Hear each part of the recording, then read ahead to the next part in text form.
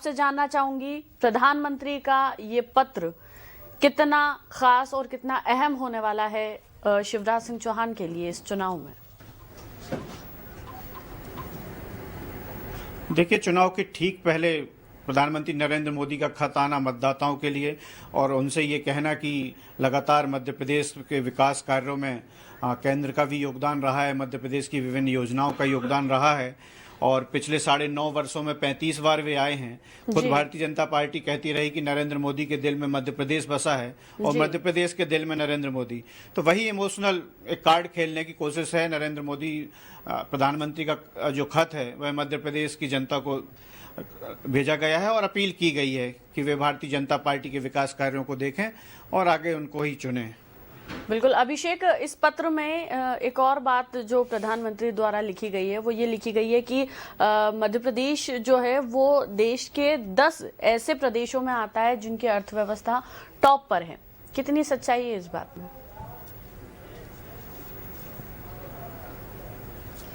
देखिए, मध्य प्रदेश की अर्थव्यवस्था टॉप 10 में है, ये बात अपनी जगह है। हो सकता है वे किसी सोर्स के माध्यम से इस बात को कह रहे हों, लेकिन इस बात को भी ये जानते हैं, आज खासतौर में जनता जानती है, कांग्रेस लगातार बताती आई है। कांग्रेस ने आज ही एक प्रेस कॉन्फ्रेंस की है और रागिनी नायक जो उनकी राष्ट्रीय प्रवक्ता, उन्होंने कहा है कि मध्य प्रदेश में आज यदि कोई बच्चा पैदा हो रहा है तो वह 50,000 का कर्ज लेकर पैदा हो रहा है। यानी मध्य प्रदेश कर्ज में है और लगातार उसका कर्ज बढ़ते जा रहा है। तो ऐसी स्थिति में अब ये भारतीय जनता पार्टी अपने तर्कों के माध्यम से बताने की कोशिश करेगी, लेकिन कांग्रेस बताती है कि किस प्रकार से कर्ज बढ़ रहा है। तो अर्थव्यवस्था मध्य प्रदेश की सुधार पे हो, ये बात अलग विषय है, लेकिन मध्य प्रदेश कर्ज पर जा रहा है, ये बात भी सच है। बिल्कुल अभिषेक, इसके अलावा एक और, अगर चूंकि आपने भी ये पत्र पढ़ा होगा, तो पत्र के आखिर में जो प्रधानमंत्री नरेंद्र मोदी जी ने लिखा है वो ये लिखा है कि ये हम जो मतलब बात अगर हम करें कि 2014 की, तो 2014 में से पहले कांग्रेस की सरकार थी केंद्र में और 2014 के बाद से बीजेपी की डबल इंजन की सरकार आई है। तो कहीं ना कहीं इस पत्र में उन्होंने केंद्र सरकार को भी घेरा है कि 2014 से पहले सौतेला व्यवहार हुआ करता था मध्य प्रदेश के साथ। देखिए, शिवराज सिंह चौहान कुछ अलग बात कहते हैं। शिवराज सिंह चौहान ये कहते हैं कि मध्य प्रदेश में पिछले 18 वर्षों से लगातार विकास का पहिया तेजी से घूमा है और खूब विकास हुआ है। 2014 के बाद से केंद्र का हमें सहयोग मिला है और हमारे विकास और तेज हुआ है और नरेंद्र मोदी जी ने कोई कमी नहीं छोड़ी है। कांग्रेस ये कहती है कि लगातार गर्त में जा रहा है। 2018 से इन 18 वर्षों में बहुत लगातार गर्त पर जा रहा है प्रदेश। तो अब ये लड़ाई जोरों पर होगी कि आखिर केंद्र और प्रदेश की जो डबल इंजन सरकार है इसको जारी रखने की बात भारतीय जनता पार्टी करेगी, लेकिन कांग्रेस कहती है कि डबल इंजन सरकार जो है वो फेल हो चुकी है, इसका फार्मूला फेल हो गया है और अब तो यह तक तय नहीं है कि मध्य प्रदेश में मुख्यमंत्री कौन होगा, तो कैसी डबल इंजन सरकार। तो सवाल उन पर भी है। अब देखना यह है कि कांग्रेस उनके इस तर्क को जो मुख्यमंत्री को लिखा है, प्रधानमंत्री मोदी ने जो पत्र में मतदाताओं को लिखा है, उसके तर्क को कैसे कांग्रेस काटती है और भारतीय जनता पार्टी कैसे उसको सेफ रख पाती है। बिल्कुल, यानी कि मतलब ये 2023 के चुनाव होना है विधानसभा के, इसके साथ साथ ये कहा जाए कि नरेंद्र मोदी जी ने अब आने वाले लोकसभा चुनाव के लिए भी अपील इसी के साथ कर ली है जनता से। अभिषेक, बिल्कुल ये उनकी अपील है और मतदाताओं से सीधी अपील है और वो ये कहना चाह रहे हैं कि चूंकि केंद्र में भारतीय जनता पार्टी की सरकार है तो प्रदेश में भी आप भारतीय जनता पार्टी की सरकार चुने, जिससे विकास तेजी से हो, डबल इंजन की सरकार में विकास तेजी से हो। लगातार भारतीय जनता पार्टी इस मुद्दे को उठाती रही है और यही बात वह उन प्रदेशों में कहती आई है जहां भारतीय जनता पार्टी की सरकारें हैं। तो एक इमोशनल कार्ड वहां पर भारतीय जनता पार्टी ने खेलने की कोशिश की है और मतदाताओं से सीधे संपर्क किया है। मोदी जी की एक खासियत है कि मोदी जी मतदाताओं से बीच बीच में इस तरह की बात करते हैं, लेकिन ये पत्र भेजकर जरूर कांग्रेसी खेमे में थोड़ी सी खलबली उन्होंने मचाई है। बिल्कुल बिल्कुल बिल्कुल सही है कि कांग्रेस खेमे में ये इस पत्र के बाद से खलबली तो मची गई है। चलिए अगली खबर की अगर बात करें हम, तो मध्य प्रदेश में कांग्रेस अपनी बची हुई सीटों पर उम्मीदवारों की घोषणा को लेकर लगातार बैठकें कर रही है और इसी को लेकर कांग्रेस चुनाव समिति द्वारा 2 दौरे में 5 घंटे से अधिक समय तक विचार किया गया है, जिसके बाद अब कमलनाथ ने उम्मीदवारों की सूची को अंतिम रूप देने को लेकर पार्टी प्रमुख मल्लिकार्जुन खड़गे से मुलाकात की है। अभिषेक, इस खबर पर और जानकारी चाहूंगे आपसे। देखिए, कांग्रेस की टिकट कब घोषित होंगी, ये बात यदि कोई कहता है तो इस बात पर बिल्कुल भी यकीन मत कीजिएगा, जी। क्योंकि जब से उनकी टिकट आती हैं तो कल शाम आ जाएगी, परसों आ जाएगी। उनके नेताओं के जो है इस तरह के बयान आते हैं। कल आपको यदि याद होगा तो जीतू पटवारी जी का बयान आया था कि शाम को जो है आज सूची आ जाएगी।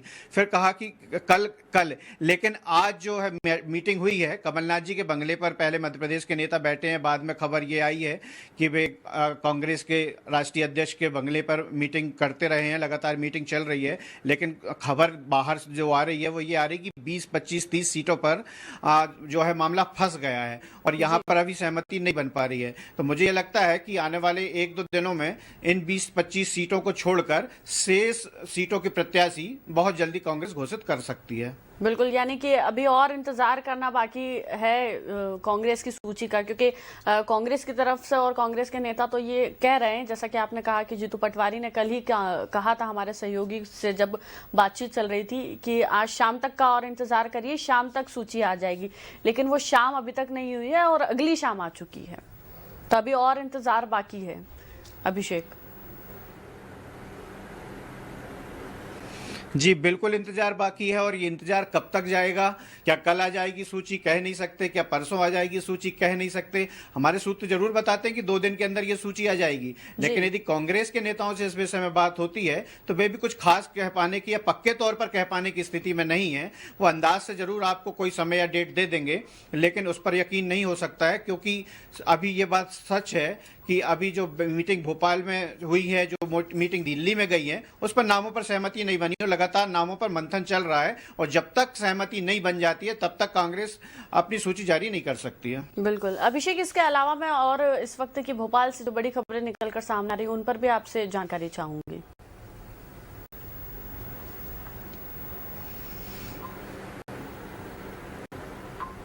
अभिषेक जी, इस वक्त की बड़ी खबरें और क्या निकल कर आ रही है भोपाल से सामने, उन पर भी आपसे थोड़ी सी जानकारी चाहूंगी मैं।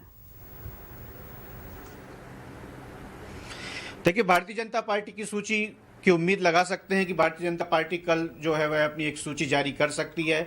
लगातार उनकी मीटिंग हुई है, पहले भोपाल के प्रदेश कार्यालय में मीटिंग हुई, उसके बाद जो है दिल्ली में मंथन हुआ है। कल इनकी सूची भी आ सकती है। और आज जो है वह मुख्यमंत्री शिवराज सिंह चौहान और प्रदेश अध्यक्ष वी डी शर्मा ने बृहद रूप से जो है अपने रथ रवाना किए हैं, और जो हाईटेक रथ हैं ये विभिन्न विधानसभाओं में जाएंगे और हजारों ये सभा करेंगे। ग्रामीण अंचलों पर जगह जगह जो है चौपाल सभाएं होंगी और लगातार भारतीय जनता पार्टी का प्रचार होगा। इस प्रकार के आज कार्यक्रम भोपाल में लगातार जो है चलते रहे हैं।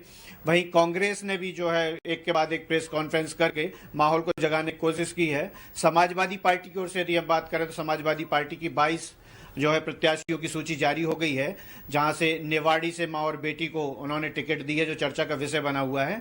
तो इस प्रकार राजनीतिक माहौल इस समय भोपाल में, राजधानी में एकदम बहुत जोरों पर है। और बस 1-2 दिनों में जब ये प्रत्याशियों की सूची आ जाएगी तो ये हम कह सकते हैं कि अब बस मतदाताओं की बारी है और सभी प्रत्याशी मतदाताओं के द्वार द्वार दस्तक देने वाले हैं। बिल्कुल अभिषेक जी, इसके अलावा हमने अभी जिक्र किया था कि रागिनी नायक ने प्रेस कॉन्फ्रेंस की थी, कांग्रेस की प्रवक्ता हैं वो, तो इसके अलावा आपने एक बात तो उनकी हमें बताई सही, लेकिन इसके अलावा और क्या क्या उस प्रेस कॉन्फ्रेंस के दौरान उन्होंने अहम बातें हैं और अहम चीजें जो कही हैं, उस पर भी थोड़ी सी जानकारी चाहूंगी।